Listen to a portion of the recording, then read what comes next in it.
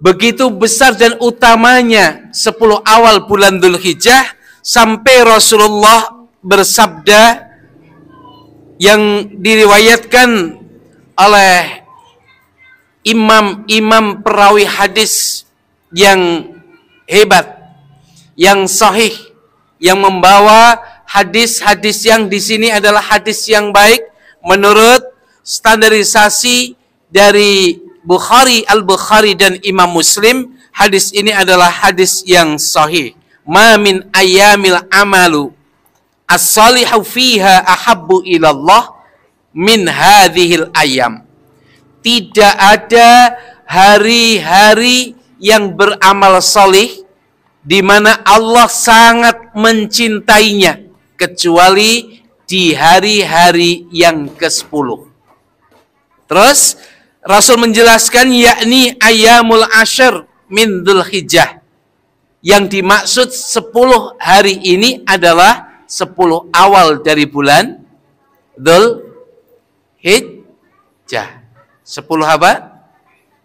Dzulhijjah. Kemudian sahabat berkata, wala jihadu fisabilillah, kalau amalan-amalan yang dikerjakan di 10 awal dari bulan Dzulhijjah itu distandarisasikan dengan atau disamakan dengan jihad fisabilillah, itu bagaimana ya Rasul? Rasul menjawab, wala jihadu fisabilillah. Jihad fisabilillah ini belum bisa menyamai amalan-amalan yang jika kita lakukan di 10 awal dari bulan Dzulhijjah.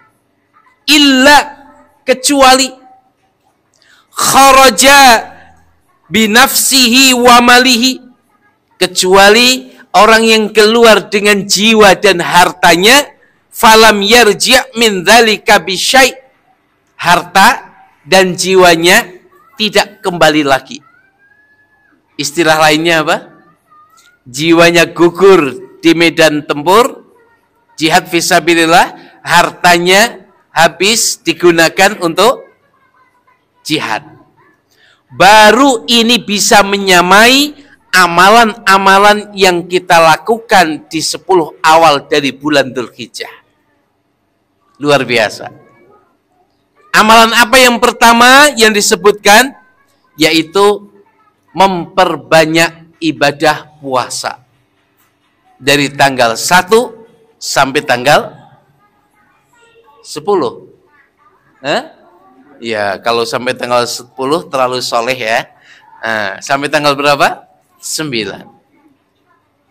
Berdasarkan hadis an ba'dhi azwajin Nabi, dari sebagian istri Nabi, istri-istri Nabi menjelaskan bahwa Rasulullah sallallahu alaihi wasallam melaksanakan yasumu tis'a Dzulhijjah, biasa melakukan puasa 9 hari di bulan Dzulhijjah awal, 1 sampai 9. Ini kebiasaan Rasul. Kebiasaan yang kedua, yauma Asyura, Rasul terbiasa puasa di hari Asyura, tanggal 10 bulan Muharram. Kemudian kebiasaan Rasulullah, wa thalathata ayyamin min kulli syahrin, berpuasa 3 hari setiap bulannya. Di bulan Islam tanggal berapa? 13, 14, 15. Tanggal 13, 14 dan 15 yang disebut dengan ayyamul bid. Kemudian kebiasaan Rasul apa? Wa awwalatsnaini minasyahri wal khamis, yaitu puasa Senin dan puasa Kamis. Inilah kebiasaan Rasulullah yang dikerjakan setiap bulannya. Ya, Rasulullah mengerjakan ini. Walau nanti kita menjumpai hadis yang dibawa oleh Aisyah yang mengatakan ma ra'aitu, aku tidak pernah melihat bahwa Rasulullah berpuasa dari tanggal 1 sampai tanggal 9. Secara kasat mata, ya, hadis yang diriwayatkan dari sebagian istri-istri Nabi ini dan Aisyah Ini bertentangan, bertolak belakang. Tapi ulama mengkompromikan. Termasuk Al-Hafidh Ibnu Hajar Al-Asqalani dalam karya besarnya yaitu Fathul Bari, Syarah Imam Al-Bukhari. Dia mengatakan bahwa hadis antara Aisyah yang dibawa oleh Aisyah istri beliau dan juga hadis-hadis yang dibawa oleh sebagian istri Rasulullah, ini maksudnya adalah Rasulullah ingin memberikan pelajaran kepada para sahabatnya, para umat-umatnya, bahwa puasa tanggal 1 sampai tanggal 9 itu bukanlah puasa wajib. Sehingga terkadang Rasulullah ketika di Aisyah itu tidak berpuasa, tapi ketika di tempat istri yang lain dia berpuasa. Sehingga ada penjelasan. Ya, ada penjelasan bahwasanya Rasulullah Sallallahu Alaihi Wasallam itu senantiasa puasa pada tanggal 1 sampai tanggal 9 yang disebut saum. Ini adalah dengan tis'a min Dzulhijjah, 9 hari di bulan Dzulhijjah. Hadis ini diriwayatkan oleh Abu Dawud nomor 2437. Hadis ini Syekh Albani mengatakan hadis ini adalah hadis yang sahih. Ada juga yang mengatakan hadis ini adalah hadis yang dhaif. Tapi sekali lagi Al-Hafidh Ibnu Hajar Al-Asqalani yang terkenal mensarah Imam Al-Bukhari, kitabnya Imam Al-Bukhari ini, bahwa maksud dari hadis-hadis Aisyah dan maksud hadis-hadis dari sebagian istri Nabi yang membawa hadis ini adalah tidak bertentangan, hanya memberi pelajaran kepada kita bahwa amalan itu bukan amalan wajib, tetapi amalan sunnah. Di tanggal 9-nya kita dituntunkan untuk melaksanakan puasa yang namanya puasa apa? Arafah. Tapi ingat, puasa Arafah itu standarisasinya bukan orang wukuf di Arafah. Ya, saya sampaikan. Kenapa Nabi mengatakan yang tidak wukuf berpuasa? Rasul mengatakan di Indonesia atau di Madinah? Di Mekah atau di Indonesia? Di Arab. Yang mana negeri Madinah dan Mekah itu satu matlak, satu hilal, sama waktunya. Ya, sehingga yang tidak wukuf puasa. Hari ini nanti wukuf, maka yang tidak wukuf berpuasa. Rasul memerintahkan. Ya. Ibarat kita pada saat ini yang tidak ngaji, ayo bersih-bersih. Nah, itu satu waktu. Tapi kita harus memahami bahwa tidak ada ibadah yang standarisasi ibadah itu berdasar berpedoman pada kegiatan orang melakukan ibadah. Kalau kita standarisasinya melakukan ibadah tanggal 9, puasa tanggal 9 itu berdasarkan orang wukuf, maka nanti ada belahan bumi yang tidak berpuasa karena tidak menjumpai wukuf lagi. Sekarang saya tanya, wukuf dimulai kapan? Halo? Wukuf dimulai kapan? Ba'da duhur. Sahih. Ba'da duhur.